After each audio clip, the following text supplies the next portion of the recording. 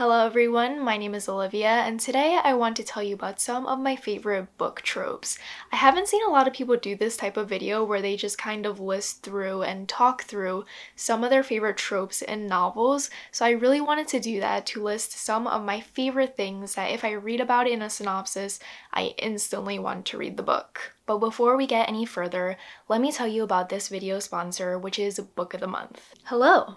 I am so happy to be working with Book of the Month again to tell you about their amazing online book subscription service that is perfect for all types of readers. Book of the Month's goal is to promote new and emerging authors to help readers discover new books that they will love. Each month, their team vets hundreds of novels to provide bookworms with a curated selection of new and early release titles to pick from, so you can spend more time reading and less time researching titles to add to your TBR. This month, Book of the Month has 7 titles for you to choose from, and they are all amazing.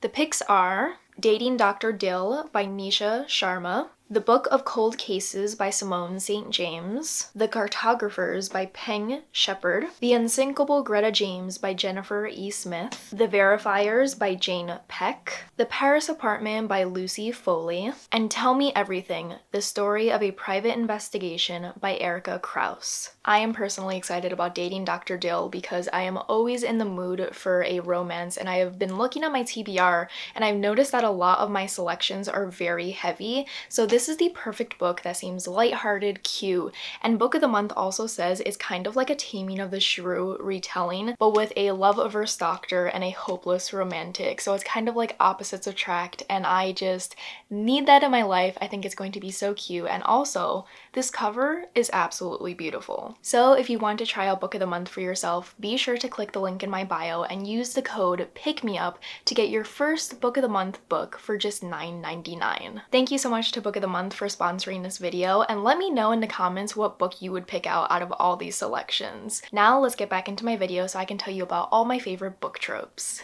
According to Merriam-Webster's dictionary, a trope can be a word or expression used in a figurative sense, and the second definition is a common or overused theme or device. So I'm gonna go with the second definition, which a lot of people in the book community use when we talk about tropes. These are cliches or scenarios that are very prevalent in novels or even shows, and authors kind of interpret it in their own way within their stories. So a couple of scenarios can be the chosen one trope, where one person is magically chosen to save the world, like Katniss or Harry Potter or Frodo. Another trope can be the love triangle, which not a lot of people are a fan of. So besides those examples, I want to share my favorite tropes, and I kind of organize them within 3 different categories. So I have scenario tropes, character tropes, and romance tropes. One scenario that I greatly enjoy are courtroom dramas.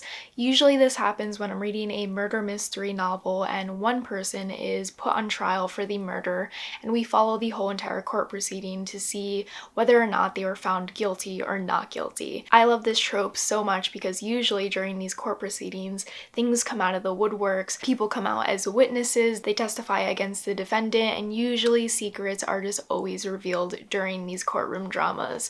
I think they're thoroughly entertaining if they are done right. I feel like you can get really muddled down by the law and it could get a bit boring, but some of the courtroom dramas that I have read were fantastic. I love reading about the prosecutor and the defense attorney just kind of going at each other and presenting the case from 2 very different angles, and I just find it to be so interesting, but I'm also really big into law and I think it's fascinating. So this is a trope where if I see it in a synopsis, I am instantly intrigued and I definitely want to read the book. Another scenario trope that I greatly enjoy that I actually did a video on to recommend a couple of books within this trope is the one setting trope. I love when characters are trapped within one setting, and the setting somewhat becomes a character in its own way because it is influencing every single character, it is creating tension, and it forces these characters to go head on against each other. They have no way of escaping, and usually in these scenarios, the characters kind of reveal their secrets slowly but surely.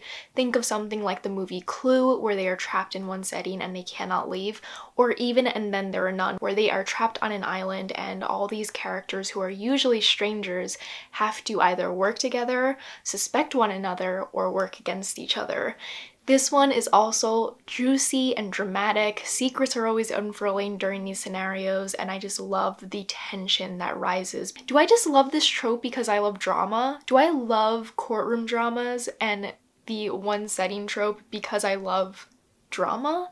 Am I the drama? Before I go on with listing any more tropes, if you have recommendations for all these different tropes that I list, please put them down below because I would love to read more courtroom dramas that aren't written by a man, and I would also love to read more books set in only one setting, like And Then There Were None, like the movie Clue. Another scenario trope that I greatly enjoy are suburban dramas. This is the name that I gave to the trope that follows people living in either an enclosed community or a very posh community, and they live a seemingly perfect life with a perfect family, a perfect spouse, but then something comes along and tears that family and that community apart by the seams. Think Little Fires Everywhere. That is the perfect example and the reason why I created the name suburban drama, because I just love that scenario and I love how you can look at it from very different ways. You can also think of Such a Fun Age as a suburban drama because it follows a seemingly perfect family, then one scenario kind of breaks it apart and tears the family apart at the seams. I think it is so fun, and I also love the exploration of all these different characters living within the community and how they all have different secrets, and through the one instance that changes the whole entire community forever,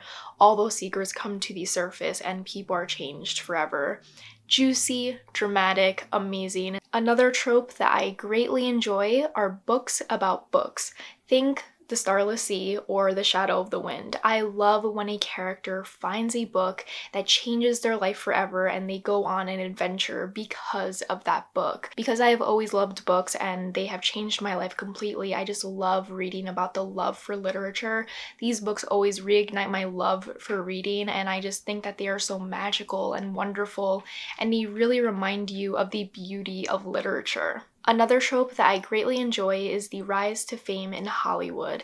I love following our main character who is just a regular person and they break into Hollywood and then they're changed forever. They're usually corrupted by the darkness of Hollywood or someone is trying to sabotage them, and it really highlights the different facets of Hollywood and the different facets of fame itself and how it can have both positive effects but also incredibly negative effects, like the paparazzi, people knowing your secrets, people trying to expose you and sabotage you. But then you also have the opulence of it all, and it's both glamorous but also horrifying. I love especially when this trope is set during old Hollywood because the atmosphere and the environment of old Hollywood is so much different than Hollywood today. It's much more violent, it's much more hostile, and much more exclusive.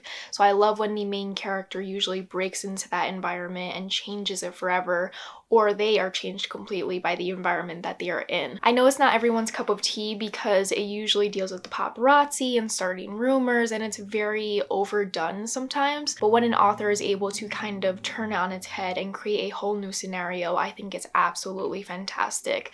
Like The Seven Husbands of Evelyn Hugo. That is so completely new and fresh and unlike anything else I've ever read before, and I think it's absolutely fantastic. Another trope that I greatly enjoy is the exploration of grief. Usually the main character at the beginning of the novel loses someone very dear to them, like a friend, a spouse, a parent, or even a child.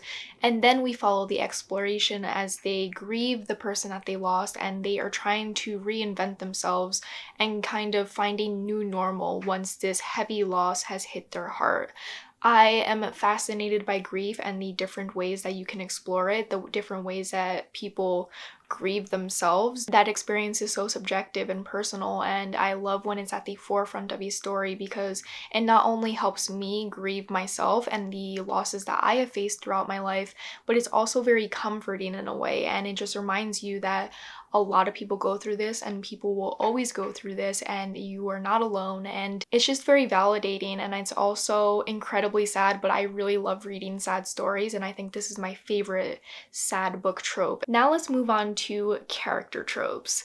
A character trope that I love is the found family trope. This is when a group of characters who are not related to one another find solace in one another and they form their own sort of family together. I love when the main characters find comfort in one another and they bond with one another, and you usually see this progression throughout a series. You see them come to meet each other, get to know one another, and eventually go through scenarios that really force them to become closer together and share their secrets and share their past with one another, and then they form this bond that is undeniable, incredibly powerful, and is just out of pure love for one another.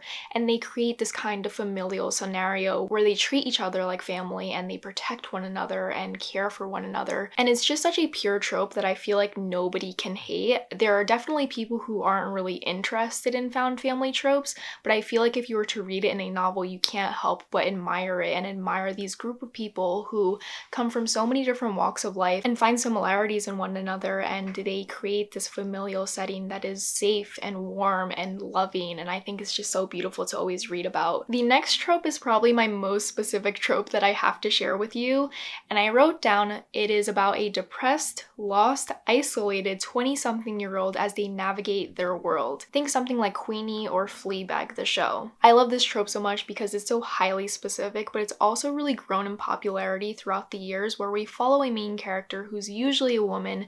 She is depressed, she has no real friend group, and doesn't really have a connection with her family, or maybe she's grieving her family that she recently lost. And within this trope, we also usually follow along with the main character as they are trying to find their place in the world, usually within their career, because they don't really know what they want out of life and they are exploring the different options that they have and kind of worrying about their future. As a 20-something-year-old myself, I find it incredibly validating and relatable to read these types of scenarios.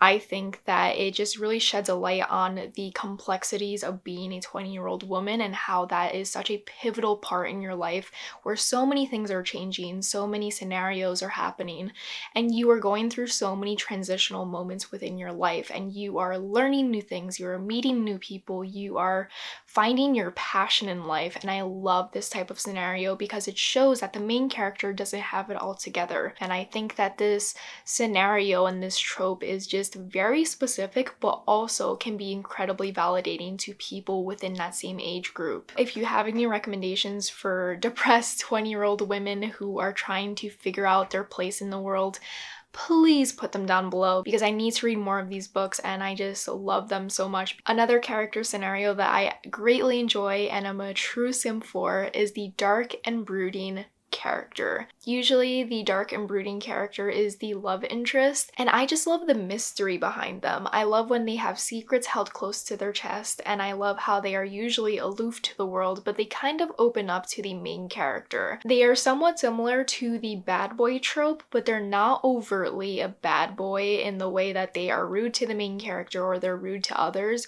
They're usually just aloof and kind of keep to themselves and don't really want to associate with anyone else, and that creates the mystery around them. I feel like Aragorn walking into that tavern is like the ultimate dark and brooding type of aesthetic that a character would have, and I just love it so much. I'm a sucker for this trope. It's my favorite type of love interest. I just think that they are so cool and I can never get tired of them. Now let's move on to some romance tropes that I greatly enjoy, and one of them is enemies to lovers or rivals to lovers. I love the tension that builds with this trope. I love when the main characters start out on the wrong foot and they either become pure enemies or they are rivals and they are competing with one another in a workplace, in a fantasy setting, or they are just coming from two different worlds that are kind of pitting them against each other and they don't have a lot in common, but once they finally realize that they do have a lot in common, that's when the romance kind of blooms and they get to know one another and they slowly but surely fall in love with one another. I love this trope. I think it is so entertaining. I think it is perfect for banter. I love the slow descent of watching them be enemies or rivals, and then you watch them get to know one another and kind of find out that they aren't actually pure enemies and they have a lot more in common than they realize, and then the romance blooms and they start to feel a lot towards one another. Usually they get protective of one another, and I eat up this trope so much. If you put enemies to lovers as a pitch for a book, I instantly add it to my TBR because I think it's entertaining. I think it has so much angst and I eat that up. The next trope that I greatly enjoy is the fake dating trope. This is usually the type of scenario that you have to suspend your disbelief for because it just doesn't seem like it would be possible in real life where these two people would be like, quick, we have to pretend that we're dating. We have to pretend to be a couple in front of other people. Let's get together. I feel like that would never happen in real life, but in books, it is amazing. I love when the characters don't really know each other that well and they concoct this fake dating scenario, and through that scenario they get to know one another and they find out that they actually really do like each other, and turns out that that fake dating that they were doing was actually real dates that they were going on, and they are slowly but surely falling in love with one another. I love this trope so much because it's usually comedic in a way because they have to keep up this scenario in front of other people. They have to remember all these different tidbits about each other in order to maintain this facade, and I love it. It's great. It's such a great trope. It is so fun. It is so quirky and weird, and I don't know who invented this trope, but I think it is so much fun. I think it is entertaining, and I just love when one of the characters starts to fall in love with the other one and they're like, oh my god, this is not fake dating anymore, I really do actually like you. Another trope that I greatly enjoy is the grumpy and sunshine trope. This is usually when one character is very aloof and grumpy to the world and the other character who they fall in love with is very bright and bubbly and is a ray of sunshine. This can also fall under the opposites attract trope that I also really enjoy, but I feel like the grumpy and sunshine is on a whole other level of cuteness. I love when the grumpy character is just so uninterested in the world and the people around them, and they usually keep to themselves. They're very isolated. They have a pretty bad attitude, but it's not in a mean way. They're just very grumpy. And once they meet the sunshine character kind of brings them out of their shell and makes them feel more comfortable and happy around them. And they kind of bring out the best in one another, and I love this trope so much. I see it often a lot with the man being the grumpy character and the woman being the sunshine character, but I also think it's really cute when the man is the sunshine character and the woman is the grumpy character. I don't see that often in books, and I want to see it more often. I would also love to see it with queer pairings as well because I think that would be so cute. So if you have any recommendations, please put them down below. And the last trope that I greatly enjoy is the slow burn trope. This is usually in a romance novel that takes place over a long course of time, and the characters are not even touching one another. They are falling in love with one another, but they are not committing to it. They are not moving forward in a relationship, and it's such a slow burn that makes you so frustrated and so hungry for their romance, where if they even touch hands, you're losing your mind. Your day is made. For me, the pinnacle slow burn romance is Pride and Prejudice. When they hold hands in that movie, oh my god, it is too much. We all think about it, we all dream about it. It's one of the best scenes in cinema, and I don't think it has the same effect in the book. I feel like the book doesn't have as much angst, but the slow burn romance trope is one of my favorites because I love how they draw out the romance. They draw out those little moments, and they don't just kind of put them together and make them fall in love, but you see the gradual shift from them becoming strangers to friends to then lovers, and that takes place over a long course of time. I love it so much. It has so much tension. There is so much tension that they don't act upon and you just want them to act upon it. It is so good. So those are some of my favorite book tropes that I had to share with you all.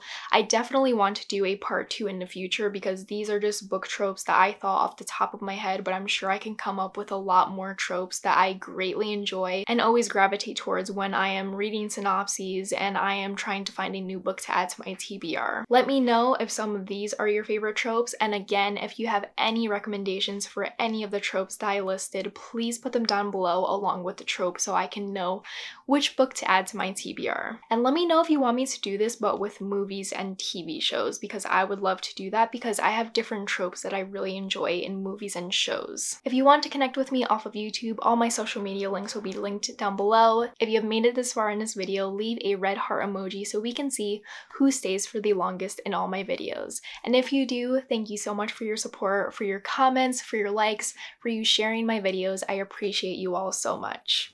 Bye!